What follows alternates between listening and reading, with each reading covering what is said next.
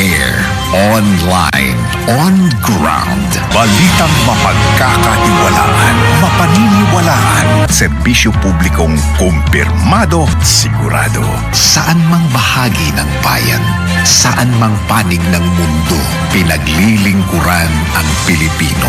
Ito ang News Authority ng Radyo Serbisyo Network. Inaabot ang bawat isa, radyo, telebisyon at digital. Sa ika-40 taong paglilingkod sa bayan, malayang tinig ng Pilipino. Mula noon hanggang ngayon, ito po ang RSN Radyo Patrol AM.